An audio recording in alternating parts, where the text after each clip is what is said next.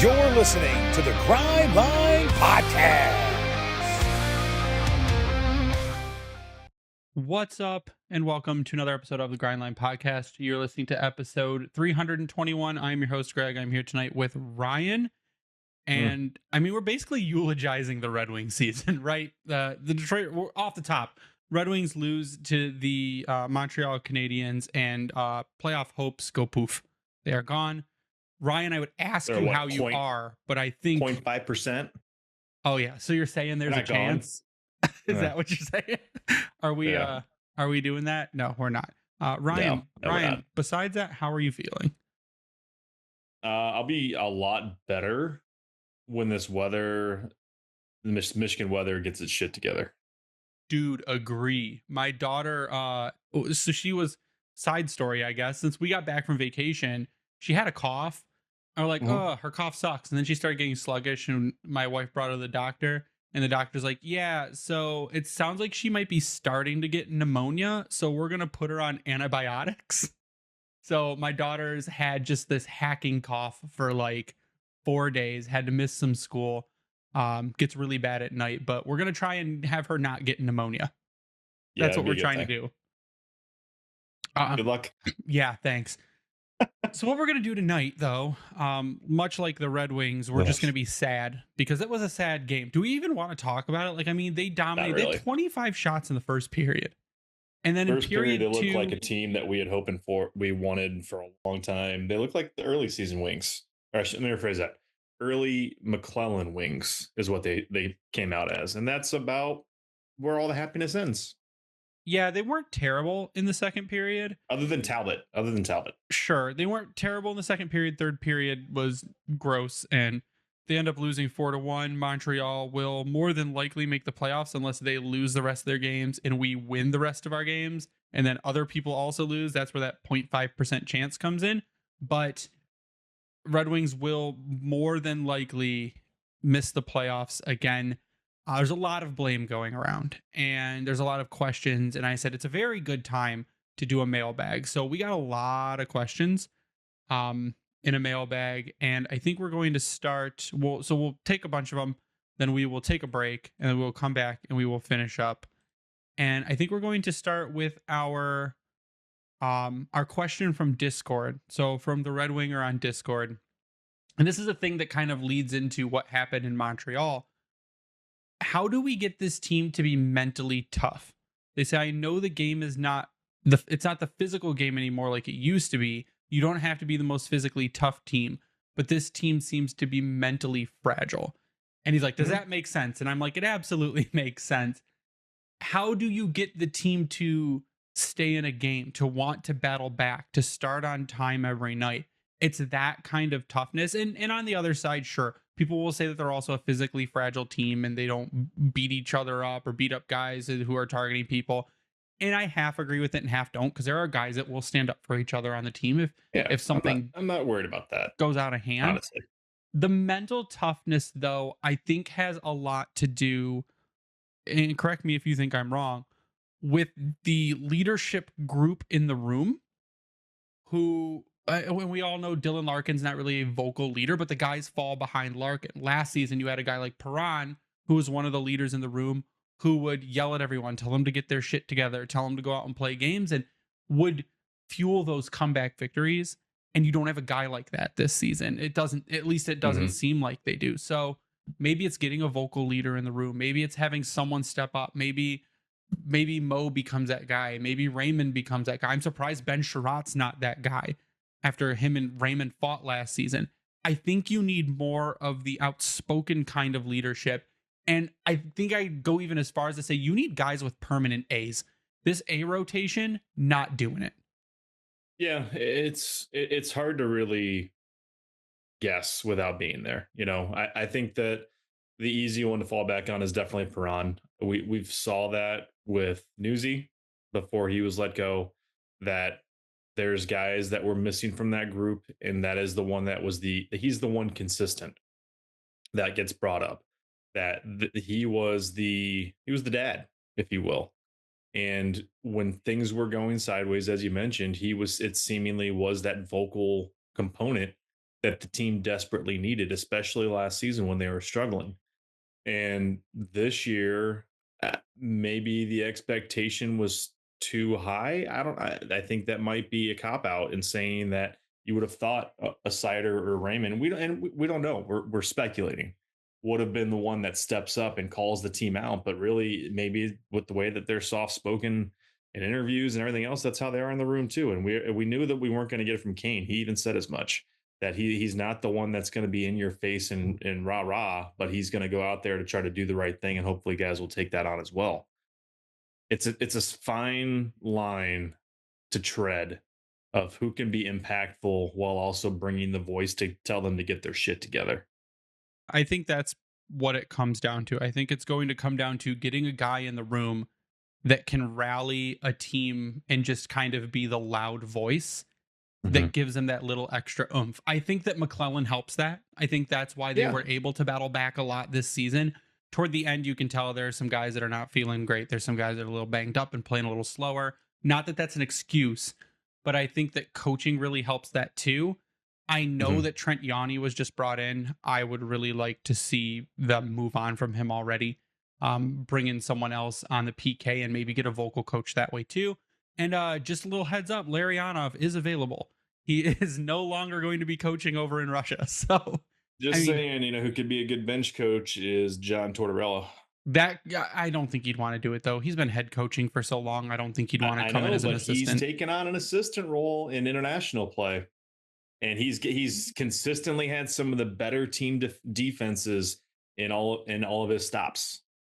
Yeah, I mean, possibility. If you could do it, I mean, that's money. You put together kind of that three-headed giant coaching situation where you've got a really good PK guy, a really good power play, or a really good power play guy in Tanguay, and then you've got that just awesome head coach in McClellan, and you could do it. They tried doing it in Philadelphia. Well, I mean, look at what other teams are doing right now. You look at Toronto. They've got Greg Berube, Lane Lambert. Who else was the big one? Van Ryn, Savard, assistant coaches. Like certain teams are going out there and trying to form these quote unquote all star casts where it's a lot of the recycled head coaches, but now they're coming in and they're being really, really good assistant coaches. And now they've got an all star cast leading some of these teams into the playoffs. That could be a move you try to make. Yeah, it could be something to think about. Our next question comes from Polaram at Peninsular Pratt on Twitter. When is it appropriate to start criticizing Steve? Whenever he makes a move that's not great. I mean, we criticize him when there's criticism to be made. I just don't think that it's fair to be all negative because he has done a lot of really good stuff, but negativity is warranted where you see it. Like we had talked about last off season. If he fails this off season, absolutely start criticizing him. But to say he's done nothing right, he's terrible, he should never be a GM again, that's overkill. I mean, I think it's fair to have criticism. You can't go through any job in general without having your critics. You can argue that the free agency moves have been less than ideal, but at the same time, you go back and look at it. There's two ways to view it really. Nothing outside of top tier talent has been more than 3 to 4 years. Now you've had to shore up your center depth for 4 or 5 year contracts, but that's because you had nothing in the pipeline up until really now. And now you've got a run of centers potentially coming in to make this team better. But you look at the veteran signings, 3 years, less than 4 years and under for the majority of the guys. You had 2 year deal with Tarasenko. You had Jeff Petrie was short term based on when he was acquired. Gustafson was signed to a 2 year deal. Majority of these were done as stopgaps. Yes, Hull, 3 year deal. Sherratt, multi year. But at the same time, you needed time to get some of these guys in place. But they also just weren't that good when most of these deals were made. And that's just the unfortunate reality. Because up until this year, this team has improved every single year since the official death of this team right around COVID. Yeah, you could even go back to when he signed Cop. People are like, that Mhm. was for way too long, but you were just technically you were just at around the beginning of your rebuild, and you needed a guy who'd been in the league for a while, who was solid foundationally, and Cop gives you the defense he's going to give you. He gives you about a half a point per game before he got injured, and he was about meeting the expectations that were put on him. And I struggle to put like, This year what in he's particular. doing versus what he's paid, because that's not really the kind of benchmark. The benchmark is for the position he's in, is he playing it well enough? And he is. That's what he's been doing. Yeah, I would say last year and the year before, you could argue that he was not good enough. But I think with the way Yeah. that things were trending this season, he was looking, as you said, at a half point per game. He was looking to surpass his point totals. And I think that was what was absolutely needed and necessary for what they lost this past offseason. From Daniel Harms at In Harm's Way 19, do you think Steve will admit the moves he made didn't work and buy out bad contracts / trade for assets to reset?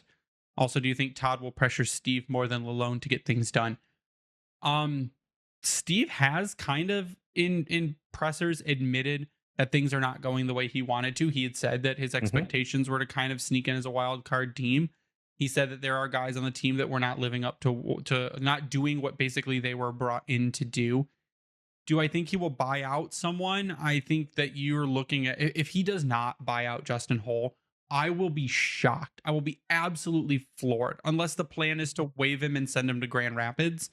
Well, But not even that. I would say if you're not buying him out, you're looking for a mutually agreed termination.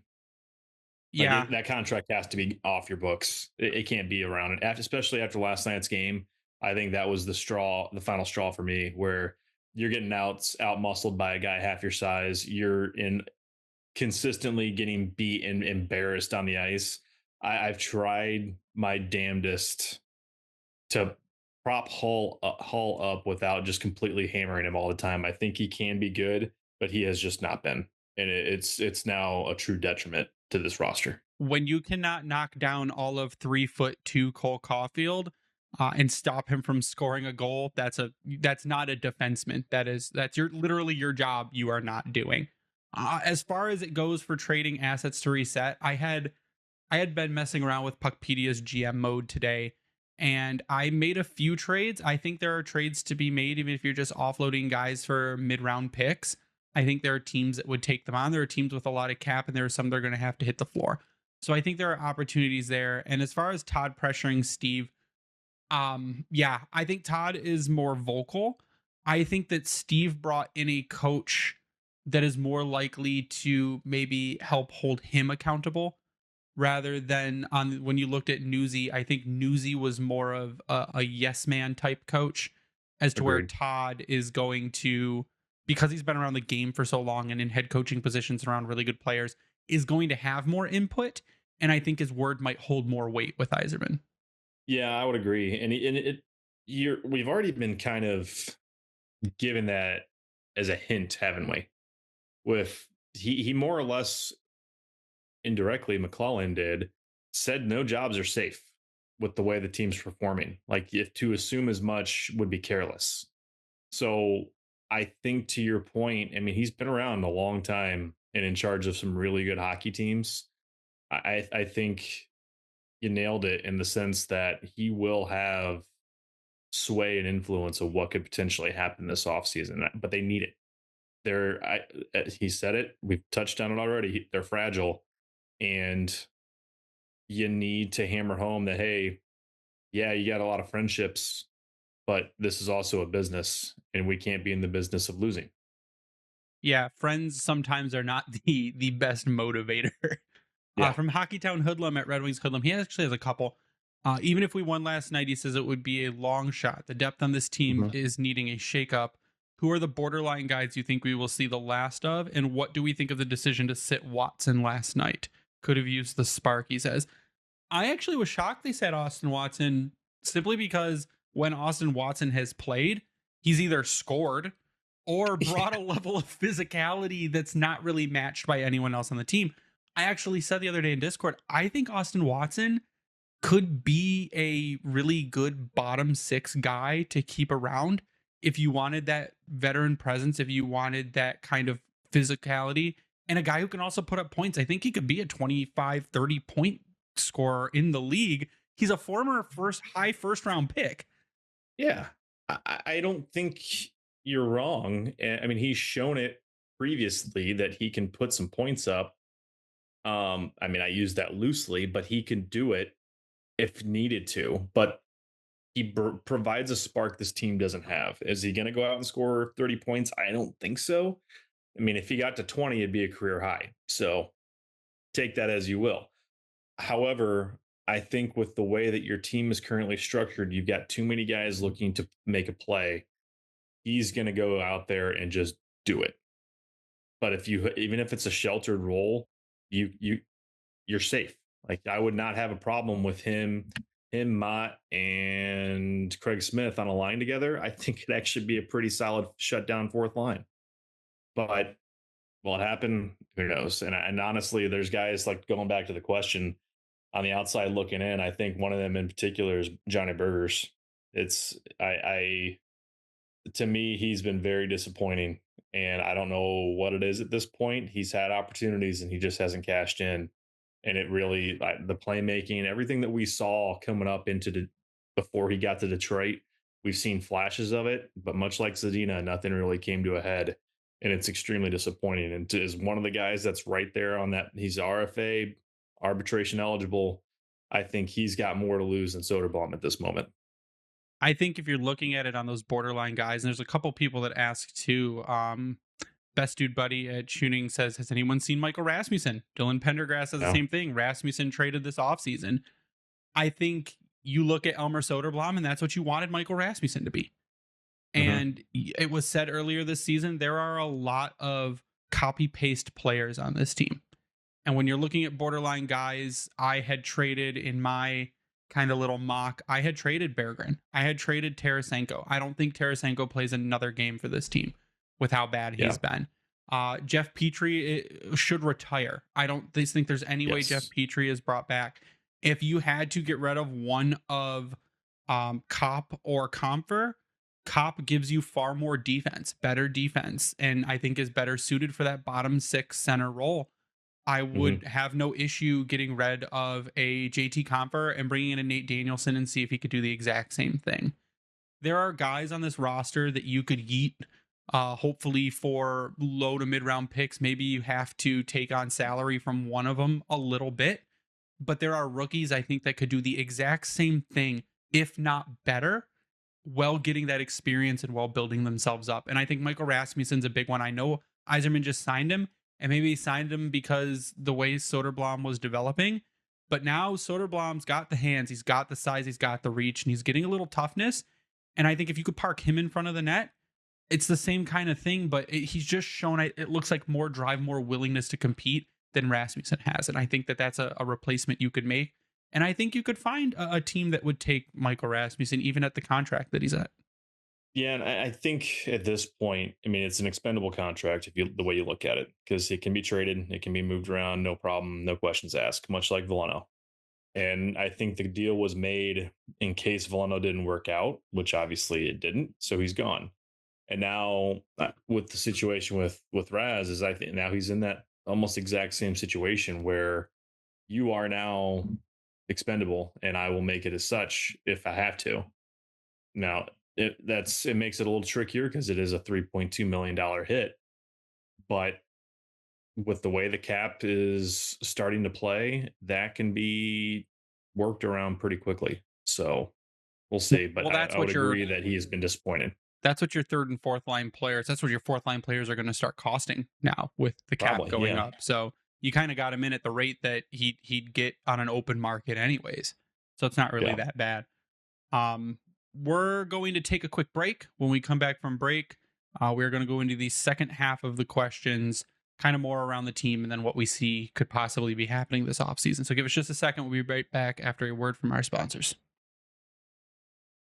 This NHL season has been as predictable as a puck rolling on its edge. No one knows where it's going, but that just means there's time for your favorite team to figure things out and games left for you to get in on the action at DraftKings Sportsbook, an official sports betting partner of the NHL. It's super easy for first-timers to get started. Try betting on something simple like picking a team to win. Go to DraftKings Sportsbook app, select your team, and place your first bet. And if you're new to DraftKings, listen up. New customers bet $5 to get $150 in bonus bets instantly. So download DraftKings Sportsbook app now and use code THPN. That's code THPN for new customers to get $150 in bonus bets instantly when you bet just $5. Only on DraftKings. The crown is yours. Gambling problem? Call 1-800-GAMBLER. In New York, call 877-8-HOPE-NY or text HOPE-NY 467-369. In Connecticut, help is available for problem gambling. Call 888-789-7777 or visit ccpg.org. Please play responsibly. On behalf of Boot Hill Casino and Resort in Kansas, 21 and over. Age and eligibility varies by jurisdiction. Void in Ontario. Bonus bets expire 168 hours after issuance. For additional terms and responsible gaming resources, see dkng.co/ice. And we're back, and we're going to jump right back into questions. So from Snowman at Lucas Solo 0 on Twitter, who did everything they could and who couldn't care less? Who do you want to see more of, either from the existing roster or from those that were called up? And from all those that were called up, could they have been the difference between making wild card 1 and 2 or not? So I don't think there are any. So to be plain, I guess, very plain, there is no one that could have come in from Grand Rapids and made an immediate impact large enough, I think, to propel this team into a wild card spot. Who I wanted to see more of, Vladimir Tarasenko, I would have loved to see, really anything down the stretch. Yes. Michael Rasmussen down the stretch, I would have liked to see more of. Really, that's really at bottom six scoring. Someone throw me a fucking bone. That was really it. Eric Gustafsson, I would have loved to have seen a lot more from. I would have outside the injury. I would have loved for Alex Lyon to had basically played the same way he did last season for the whole season. You're really looking at your bottom three defensemen, and you're looking at your bottom six forwards and your inconsistency in goaltending, and that's where I pin the blame, basically. I really can't. For the people that are saying trade Dylan Larkin, he sucked down the stretch. Lucas Raymond's terrible. He's not going to be elite. Mo Seider's garbage because he was on the ice for goals. Like, that's extremely disingenuous. When you look at the actual issues, it's inconsistent goaltending. It's 3 defensemen that are AHL level, and it's your bottom 6, your depth scoring that just couldn't come through. Quite literally. And it's disappointing. Like I said, Burgers was absolutely that's disappointing. another one. Rasmussen, awful. I mean, I get it. He was hurt, but he still has played 72 games and only has 19 points to show for it. That, to me, that for him, what was needed, especially when he was getting top line minutes for a bit, isn't good enough. And when you've got both those guys that I just mentioned, Burgers and Raz, getting some power play time in particular with how good their power play was. Yes, it was mostly their first unit. I get that. But you need that support. It wasn't there. Veleno, he had 56 games, 10 points. Soderblom has 11 and 26. Awesome. He's been great, for a lack of better words, but he's been serviceable. You had Casper, who under Lalonde was awful. Under McClellan has been fantastic and one of the best scorers since that time frame, actually since the turn of the year for rookies. But then you go further down. Christian Fischer didn't give you anything. Tyler Mott has given you squat. Yes, he's also been hurt. Craig Smith, 2 points in 14 games since coming over. Austin Watson, 2 points in 8 games. Shiner, 1.9 games. Carter Mazur didn't get anything. And then keep going. That's pretty much your depth guys at that point. But not only that, what I think has been even more damning is the lack of scoring from the defense. And I know what a lot of people are going to scream about, and I can't fault them for it. But you had one guy that was not going well with the team. That was why he was traded. You have another guy that basically put himself outside of the price point that Yzerman seemingly was willing to pay, and that was with Gostisbehere. We knew that him and Wallman were guys that you needed there, or they provided a lot of scoring for you. And I think that's what we saw, the influx of scoring with this team on last season. But they also didn't help you defensively. I think what the assumption was coming into this season with Albert and Gustafsson, you were going to get a little bit more consistency there on the defensive end. It just never happened. And then with Olimata, I think he might have been your best consistent actual defenseman. They ended up trading him away. So it's damned if you do, damned if you don't. But the secondary scoring, like even Seider, he's hit as another 40-point season to his name. I think you could have wanted more there. Edmondson for the offensive prowess that he can show sometimes, still not getting on the score sheet. The back end, I think, hurt you more almost than anything else. But still, it's just as a whole, you're like, what are you guys doing? And there's help coming. Like I firmly believe Hopefully. that Axel Sandin-Pellikka could come in next season and provide you with a really strong anchor on the power play, just a Hmm. really good puck moving defenseman and a guy that can score from the blue line. I think that that's the kind of boost you need. That's like your Shane Gostisbehere replacement. That's your Jake Wallman replacement. That is hopefully who becomes the next Carlson who can play defense, is what you're hoping for. And he's shown flashes of it. He is reminiscent right now because he's a young player, but also just very skilled of Lane Hudson. Yeah, I watched Lane Hudson play last night, and Lane Hudson can skate, and he gets a lot of assists. I mean, to me, But he's the leading rookie yeah, scorer. sure. He'd be the leading scorer by a landfall defensively on this team. That is what a good defenseman that can put points up can do for you, though. I'll be interested to see what his numbers look like next season, too. I want to see it consistently. From Adam Kerr 05, do you guys think that Steve will have trouble revamping this roster like we want him to? He can buy out Hull, but he's going to struggle to offload Tarasenko, Comfer, Gustafson, which may make it harder cap-wise to sign someone like Marner, causing him to settle for lesser pieces. He's done it before. He'll do it again. Steve Yzerman has traded off pieces we never thought he could trade off. He's got buyout room available. He has a lot of cap space. I don't have any kind of reservations around Steve Yzerman being able to get rid of people. Mm-hmm. It's where Steve Yzerman picks up people that we need to be really careful with this season. Because I said this is an offseason he absolutely needs to nail. That includes moving people and making room on the roster for rookies and getting rid of contracts and freeing up even more cap space and getting more flexibility. I don't think he has trouble doing it. Because there should be ways to do it. There will be teams that'll want to take on money. There will be teams that want to, or there's money left to buy people out. You've got retainage falling off. I don't think it should be an issue. No, it shouldn't. And we've seen that he's willing to make a move with regardless of who you are. So it's really just going to come down to, can he make a move with someone else? Is there a willing person that wants to dance and help him out? If not, then you have to go the buyout route or take it one step further and contract termination. If the player will I agree like to it, I think elimination better, Ryan. Let's eliminate Justin Hull. I'm fine with that at this point after last night. Take him out back, give him the old yeller. I just don't think you have a choice though, especially with Hull. Yeah, from Kate McConaughey at Kate Not Katie. Are we interested in keeping Kane? Yes or no? I am 100% yes. I would sign Patrick Kane to a 3-year contract.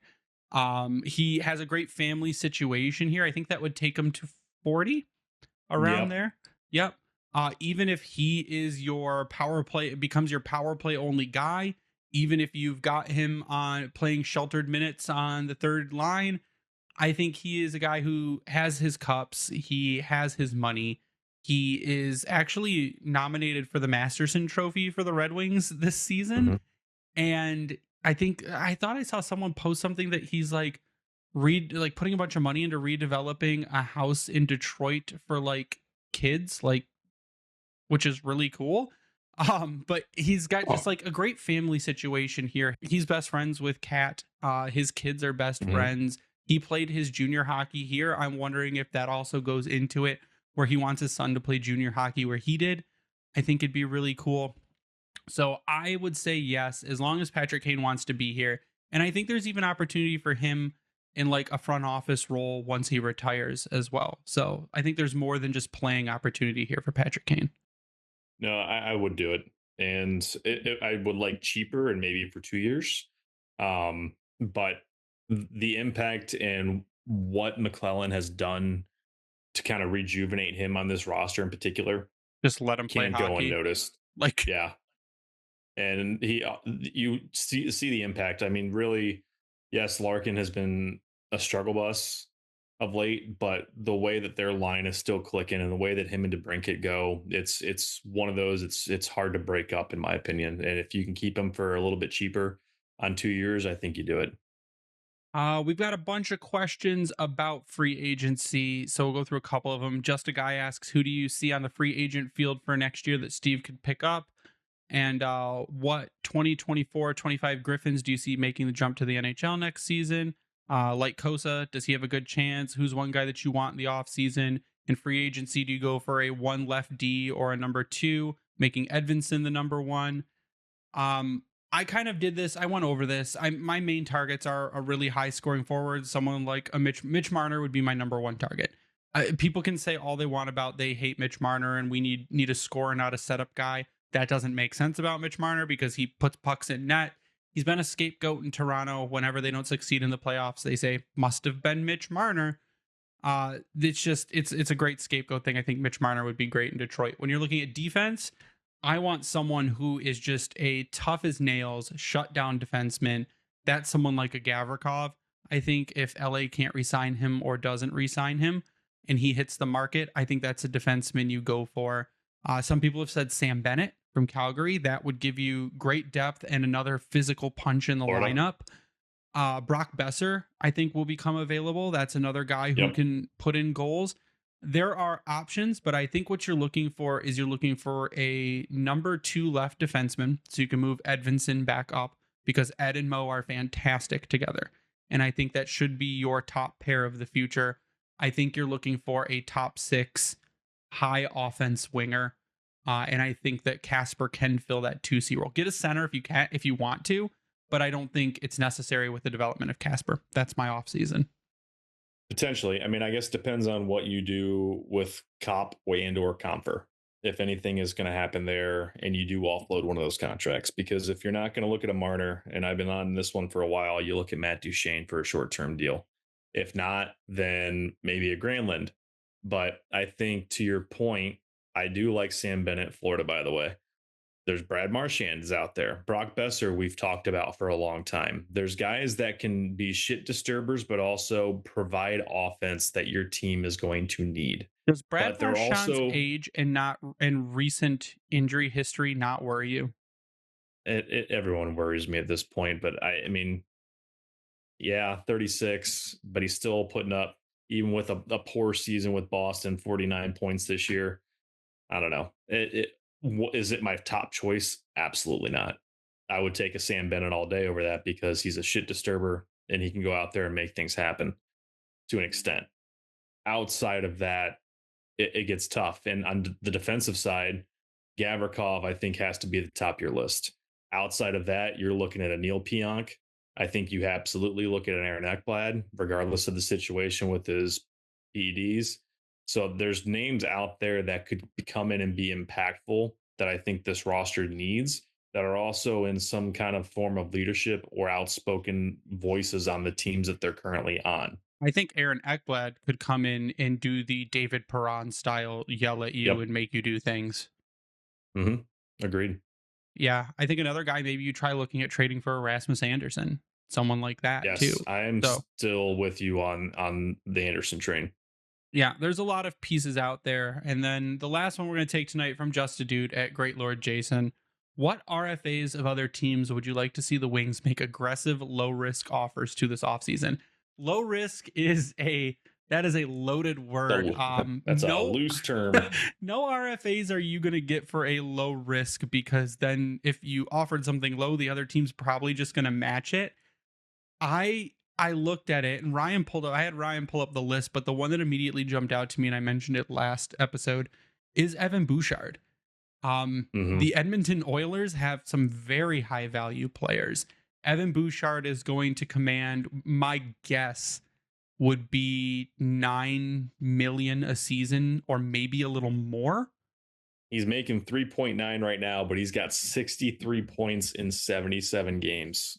So that's a guy, and granted, he's feeding Draisaitl and McDavid, so maybe tamp that down a little bit, but he's shown to be good defensively. He's shown to have really good offensive instinct, and that's a guy that I think you could try. It's a guy that I think you would try to offer sheet there and make it just really hard for Edmonton to match it simply because they do have those really high contracts.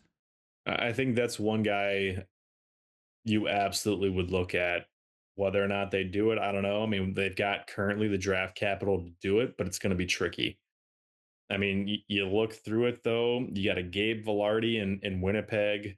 There's some solid names that could potentially fall off. Mason McTavish potentially from Anaheim. Capo Caco is going to be an RFA over in Seattle after his trade, who has seen a bit of a resurgence.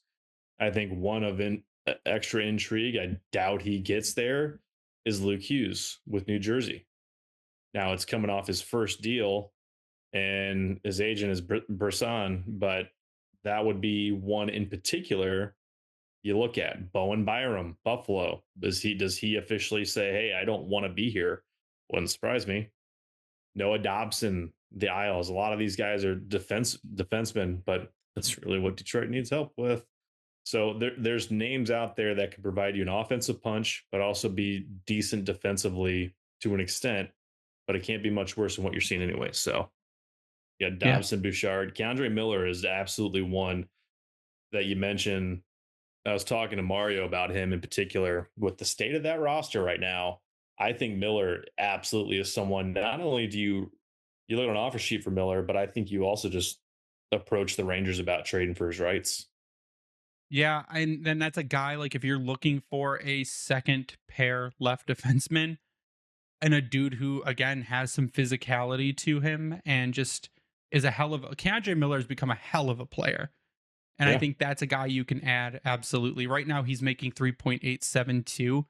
And I think maybe you could get him in at 5.5 and go from there and see what happens. So there's options in the RFA market. And I think that's a card that Yzerman has not used yet, but that is a card that's increasingly been used around the league. I also wonder if they try and use the whole deferred salary route that people have started to go to sign someone to a really big contract, to go out and say, hey, Marner, you want $15 million a season? Well, we'll get you that eventually using a deferred salary method. So I think that also opens up a lot of spots for teams that generally wouldn't be able to do things because of contract kind of cap restriction. So that's going to be our show tonight, though. Ryan, I want your final thoughts before I sign off. Final thoughts. I think we had a feeling this could potentially be a year that we step back. I don't think we expected another Ides of March, but here we are. So enjoy the final however many games. I don't even know at this point. It's just depressing. What's it, the 0.5% chance. Games. Yeah, enjoy them, because when it's gone, then you're going to be absolutely sad that it is gone. I know I'm very unconvincing with my tone at the moment, but it is what it is. So once the season ends, it'd be fun to look at the deep dive of who actually might be going into free agency, because this really is the turning point year. I think we kind of said that a little bit last season, that this year, I didn't want to say playoffs or bust. I'd have to go back and see what we actually did state. I think we thought that they could be here, but it's the way that it's fallen apart again that is the most frustrating and disappointing. So on to the next. Already Ryan 33. Yeah, I'm going to say just it's disappointing from a standpoint of where you were at, and then to go on that skid and then not be able to string 2 wins together down the stretch. I just passed the 4 Nations, and I feel like that screwed everyone up. But it's a better luck next year thing. It's a hopefully we see a lot of kids next year. I have a lot of youth on my lineup card going into next year. I think I had 4 rookies making the team next season, which I think is doable, and I think they can provide more than what the depth you have right now was able to provide to you. I also think it's interesting that the NHL is talking about maybe rolling free agency and the draft into one event, which I think would be pretty cool. That would give us a lot of just like high value content really quick. And I think it would make it, I've always talked about like maybe you roll the All-Star game in with the draft, and you have like a kids versus stars kind of game. So I think they can get really creative with how they do it and the marketing that goes around it, but it's thinking about doing something different which the Four Nations did and was a massive success. So now, like, what else can you revamp to make it more interesting? But you can follow me online at Bringing the Wing. You follow Grindline Podcast online at Grindline Pod. We'd love for you to go sub to our YouTube. You can find us on there, watch our stupid faces, talk sadly about the Detroit Red Wings, and just get video content as opposed to your normal audio content. You can also turn on notifications and be notified whenever an episode goes live. We'd like to thank the Hockey Podcast Network for hosting us and spreading us around. Vintage Detroit, which is the only place you should get your Detroit jerseys from and worked on, and where we have an exclusive t-shirt collection. If you go to their website, click on the Keep It Local tab and click on the Grindline Podcast, you will find our designs there. But that is going to do it for us tonight. So for Ryan, I'm Greg. You stay classy, Hockey Town.